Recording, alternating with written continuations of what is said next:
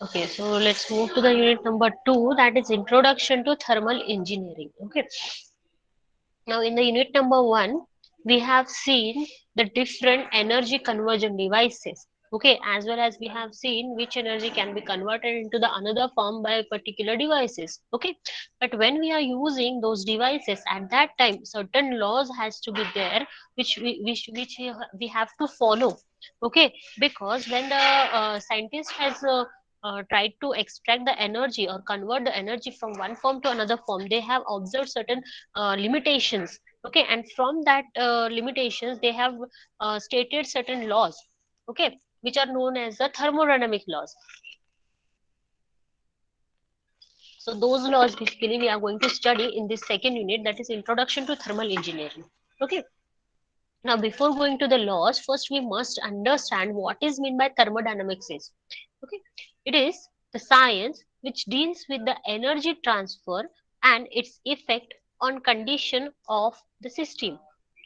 Okay, so now before going to this, let me give you an example. Let's say we have a hot cup of tea, and we have kept it on a table for over a period of certain time, let's say half an hour, and we are going to observe that what is going to happen with that tea for that whole half an hour. Okay, so what will happen over there? What will happen with that cup of tea? Energy It will and get matter cold. transfer to environment. Energy and matter will transfer to the environment. Okay, ये technical term हो गया, मैं simple पूछ रही हूँ आपको क्या होने वाला है. द कोल्ड होगा. As it, yes, it will get cooled down, as the tea is hotter one, some amount of the water will get vaporized into the atmosphere. That is the mass transfer is there. Okay, and what we are doing in this case, we are observing that tea. Okay, we are observing that tea.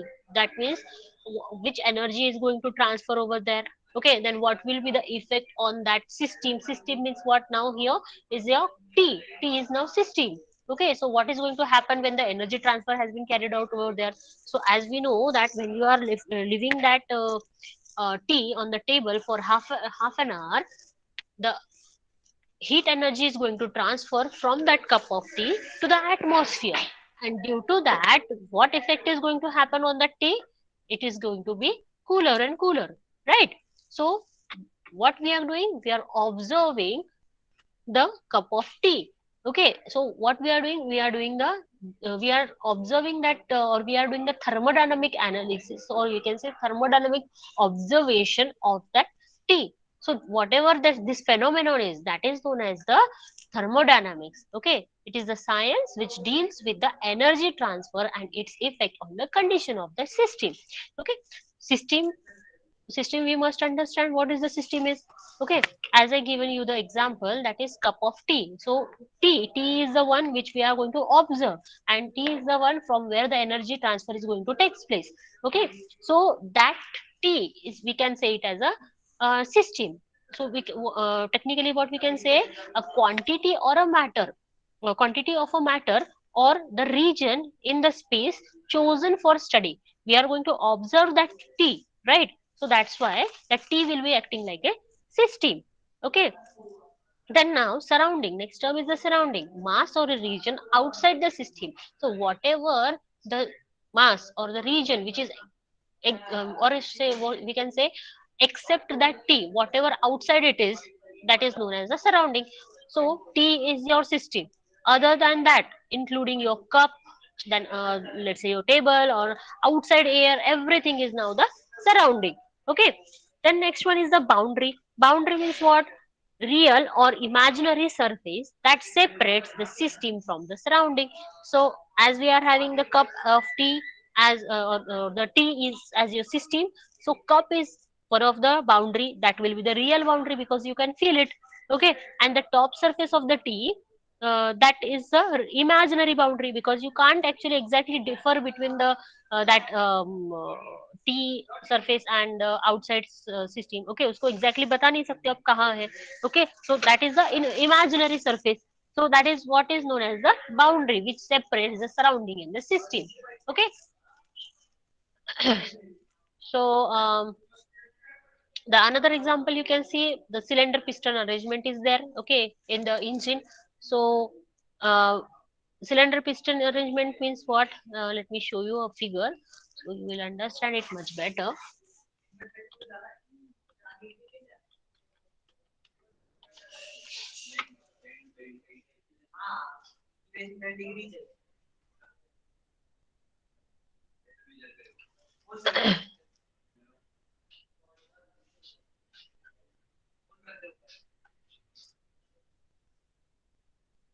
Okay, so hopefully you can see this diagram. So this is the piston, here is the green one is the cylinder, okay, and inside it the combustion process is going to take place. So where the place where the combustion process is going to take place, that will be the system, okay. Other than that, everything will be the surrounding, okay, including the piston, including the cylinder. And boundary means what? This piston surface, this cylinder inner surface, okay, that will be the boundary because it is going to separate the system from the surrounding. So that is what is the these terminologies, that is system, surrounding, and boundary. Okay. Now next thing which you have already studied in the earlier classes, that is zeroth law of thermodynamics. Can anybody please tell me what is zeroth law of thermodynamics?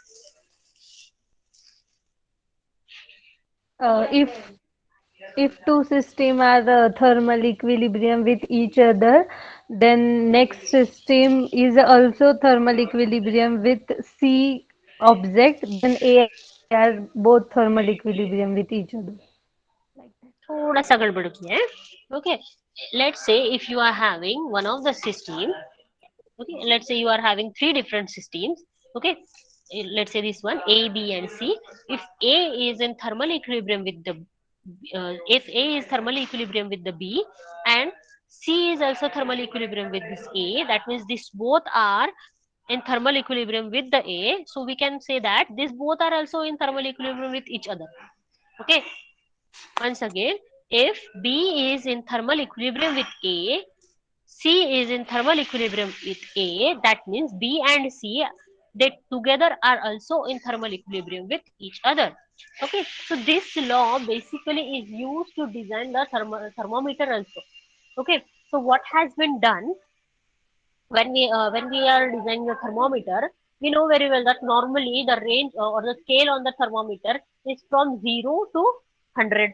Okay, 0 denotes freezing point of water and 100 denotes the boiling point of water. So what has been done?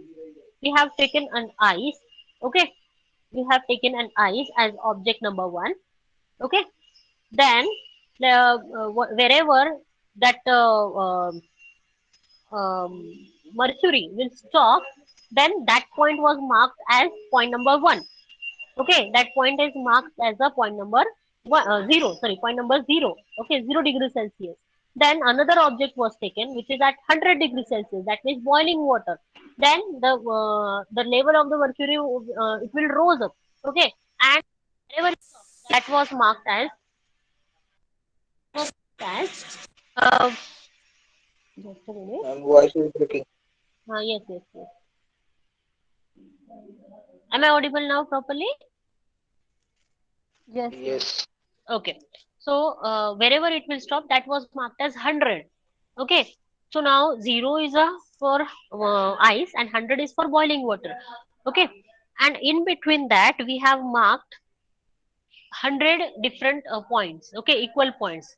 Okay, now let's see if we measure two different objects, okay, temperature of two different objects to that with respect to that thermometer. Let's say we are having body number A and body number B. Body number A, when we are measuring the temperature, let's say it will stop somewhere here, okay, the level will stop somewhere here, okay. And when we are measuring separately for body number B, it will also stop, let's say, same at the same point. Then we can see that body number A and B both are having the same temperature. Please let me take this call. I'm so sorry.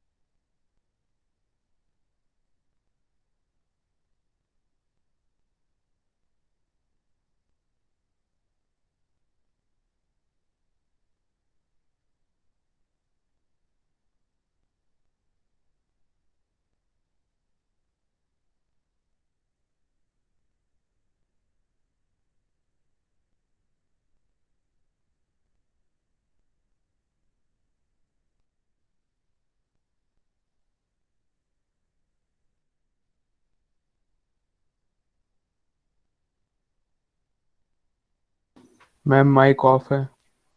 Ma'am mike off. Okay, I'm so sorry. Here, let's go back to the previous one then. Let's say we have measured the temperature of object A and it stopped somewhere here. Okay. And separately we measure the temperature of object B. It also stopped at the same point. Then what we can say that object A and B both are having same temperature. Okay. So this we can say only by using the zeroth law of thermodynamics. Okay. So this is what the thermodynamics, zeroth law of thermodynamics is. Let's move to the next one, that is statement of the first law of thermodynamics. Whenever you are writing or whenever the question for the statement of any law is asked, you should write the same sentence as given over here. Okay, please don't change it. Now let's move to the first statement, that is when closed system executes in a cyclic process, the algebraic sum of the work transfer is proportional to the algebraic sum of the heat transfer. So let's say we are considering any system, it कोई भी एक system लेते हैं, uh, let's say we are having an engine. Okay, actually engine may be it is not a closed system, but still let's say we are considering a closed system or we are considering it as a closed system. Then in that case, whatever the work transfer in that system is, okay, whether it work has been given to the system or work has been taken from the system, that work transfer, it should be equal to the algebraic sum of the heat transfer. That means whatever the heat has been taken or whatever the heat has been given.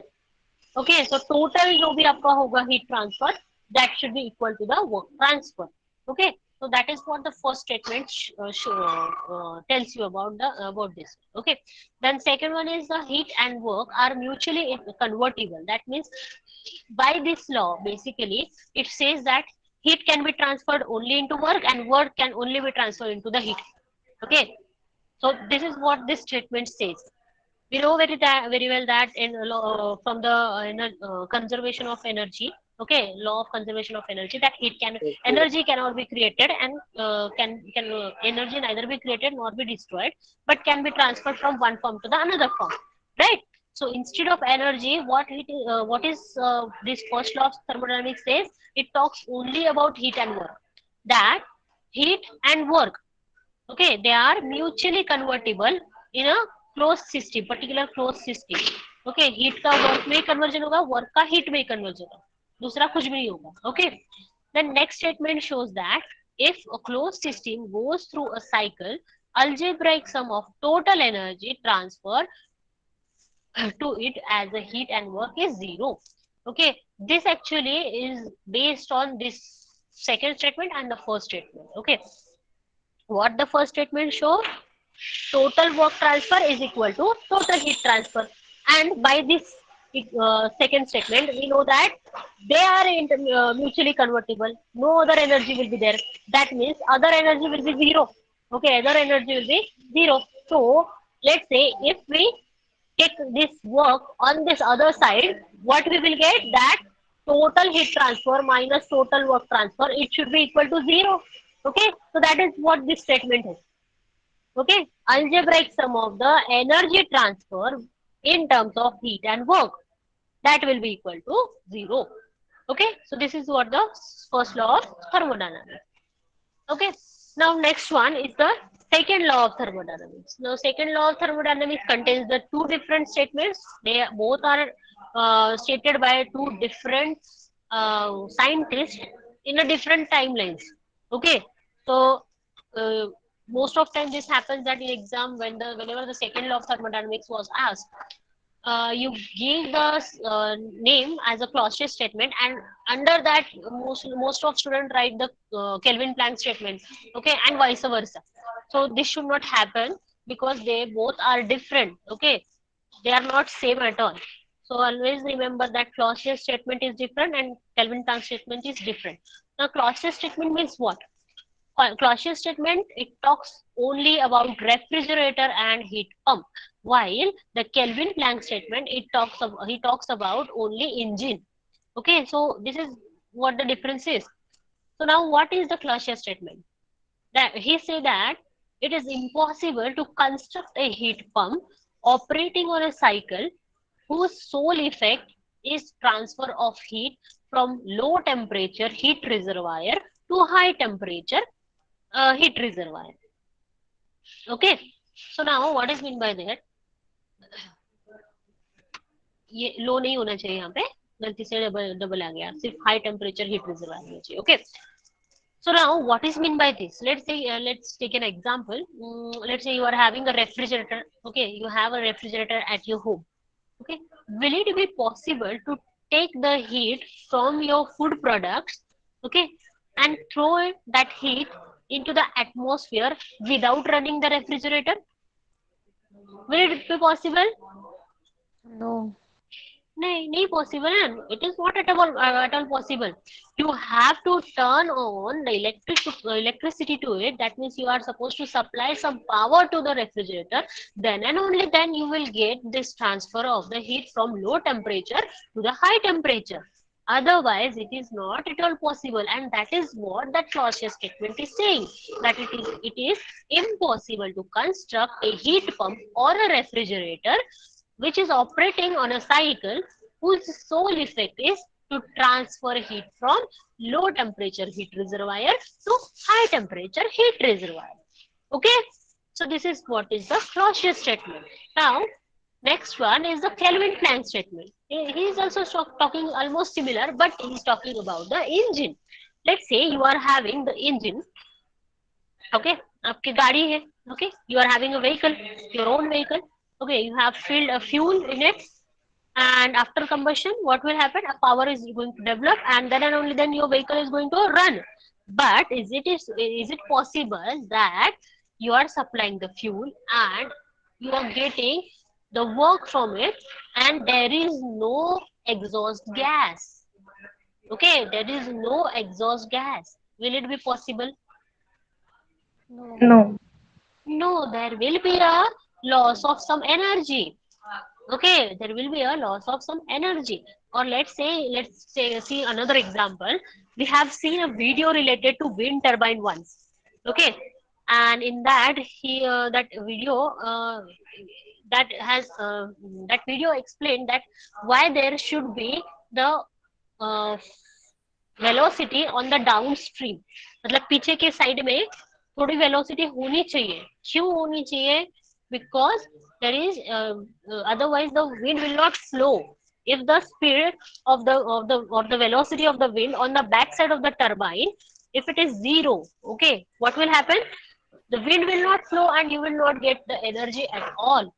Okay, wind turbine is designed in such a way that it can absorb maximum, or you can say 100% work transfer can be there.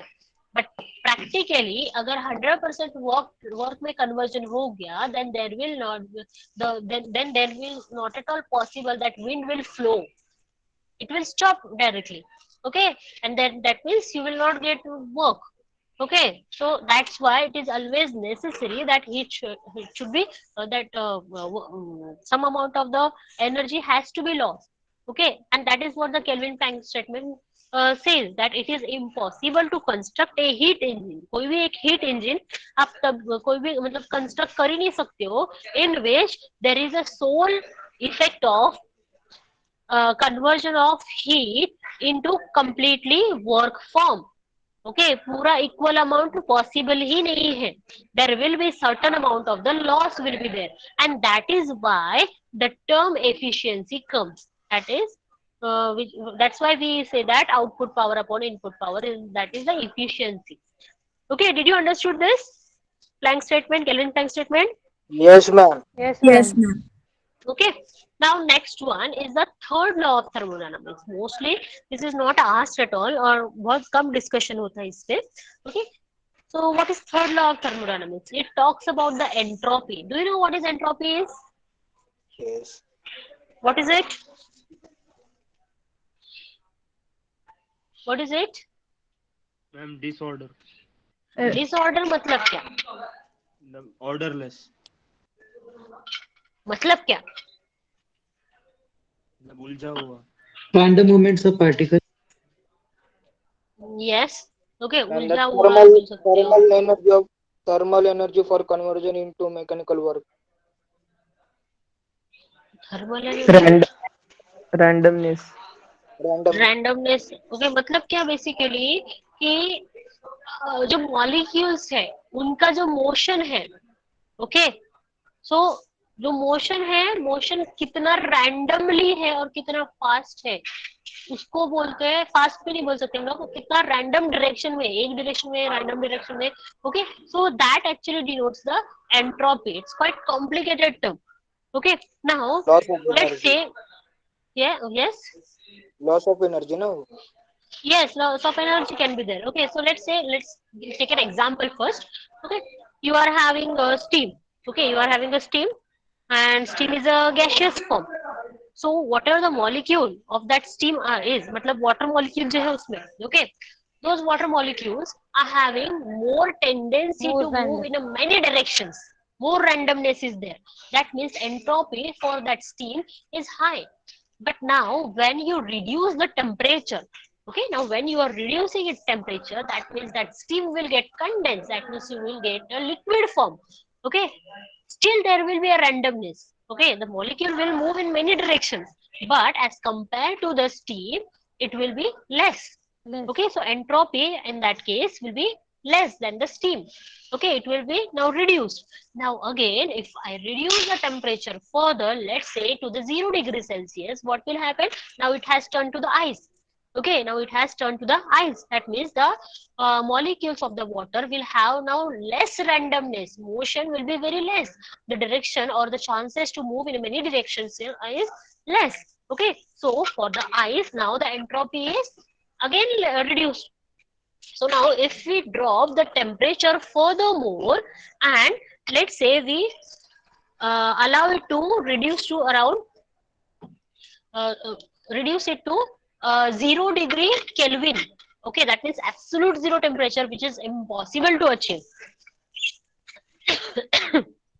Okay, so in that case, instead of, again, instead of water, if we are having a perfect crystal, which is hypothetical one again, okay, then for that crystal the entropy will be zero. That is what the third law of thermodynamics says, that if we are taking the perfect crystal and allowing it to cool to absolute zero temperature, then entropy in that is equal to zero. That means whatever the molecule inside it, it will not have any tendency of randomness, any tendency to move in any direction. Okay, so this is what the third law of thermodynamics is.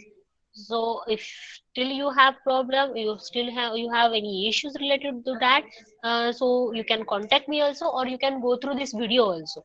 Okay, then Yes. let's move to the next part, Fine. that is heat reservoir. Okay, now what is meant by heat reservoir? It is defined as a source of infinite heat energy, and a finite amount of the heat absorbed or heat rejected from heat reservoir will not affect its temperature. Okay, so now what it says, that heat reservoir is a source which contains huge amount of heat energy. For example, let's say ocean is there. Okay, ocean normally ocean temperature is having around 20 to 25 degrees Celsius. Okay, in between that, so it's a huge body, large body is there. Okay, and its temperature is around 20 to 25 degrees Celsius. Now let's say if I have a glass of water, a glass of boiling water, okay, boiling water, and if I place that water inside that ocean, okay, मैंने सिर्फ glass रखा, उसको पानी को डाला नहीं है अंदर, ठीक है. If I kept that glass in that ocean, what will happen? Constant. What, क्या कांस्टेंट होगा? What will happen? Temperature decrease होगा थोड़ा थोड़ा. हाँ, वाटर का टेम्परेचर जो ग्लास में है, its temperature will drop down, because ocean will absorb the heat from that glass. Okay, ocean water will absorb the heat from that glass, but now see, the temperature of the water which is inside the glass, it will drop down, But the ocean temperature, will it change? Will it increase? It No. is No. absorbing the heat, but will its temperature increase? No. Okay, that means ocean is going to No. absorb the heat, but its temperature is not at all going to change a bit. थोड़ा भी change नहीं होने वाला है. So you can say that ocean is a heat reservoir. Okay, let's say another example. You have a bowl of ice. Okay, you have a bowl of ice. Now you are putting that bowl of ice in a ocean again. Okay, now what will happen? That ocean will reject the heat towards that bowl of ice, and that ice will start melting up. Okay, that ice will start melting up. That means ocean is rejecting the heat from it towards that bowl of ice. Okay, but with that rejection, will there be any change in the temperature of that ocean water? No. No, right? That No, means ma'am. again you can say that ocean is a heat reservoir. Okay, so infinite, it is an infinite source of heat energy. Even if you are adding some amount of heat in it, or taking some amount of heat from it, there will be no effect in its temperature. Okay, similarly another example is the atmosphere. आपने steam उसमें blow कर दी atmosphere में, will there be any change in the atmospheric temperature? No. No, कोई change ही नहीं आएगा. ठीक है, मैंने आइस रख दिया बाहर में, तो भी कोई चेंज आएगा क्या? या फिर लेट से मैंने कोल्ड CO2 जो ड्राई आइस है, ओके, ड्राई आइस रखा मैंने बाहर में, and I placed water on it, and there will be a conversion of that cold or the dry ice into the vapors, cold vapors. Okay, and those vapors are going to now mix with the atmosphere. Will there be any change in the temperature? No. So your No. atmosphere is also a heat reservoir. Okay. Now, once you have understood the heat reservoir, now let's move to the two more terms, that is source and sink. Now, what is mean by source? Okay, source and sink both are heat reservoir, but still there is a difference. Now, what is mean by source? Heat is a heat reservoir which supplies the heat. Okay, which supplies the heat continuously to the system. Okay, which continuously supplies the heat to the system, that is known as a source. So I have given you an example of the bowl of ice. Bowl of ice is your system. Bowl of ice is your system, and what ocean is going to do? It is going to supply the heat towards it. Okay, so your so the ocean will be now acting as a source. Okay, now ocean is acting as like a source because it is going to supply the heat towards the bowl of ice. Okay, now similarly, heat reservoir which absorbs the heat from the system is known as the sink. Okay, I have given you the example of boiling glass of water. Okay, so boiling glass of water is now a system, and what the ocean water is going to do? It is going to take the heat from the glass of water. So what will happen here? Now your ocean is now acting like a sink because it is going to absorb the heat from the that boiling glass of water. Okay, sink एक simple है, याद रख सकते हो आप example के लिए. You have a kitchen in your house. Okay, and kitchen contains a basin. Basin is also known as a sink. Okay, it is also known as a sink. And what sink do? Okay, it continuously takes the water. It can be good water, it can be bad water, but it is going to continuously take the water, absorb the water, right? So similarly here it is absorbing the heat, so that's why it is said as a sink. Okay, any doubt till this one? No, ma'am. No, ma'am. Okay, so I think we should stop here for today. Yes, yes, ma'am. Yes, ma'am.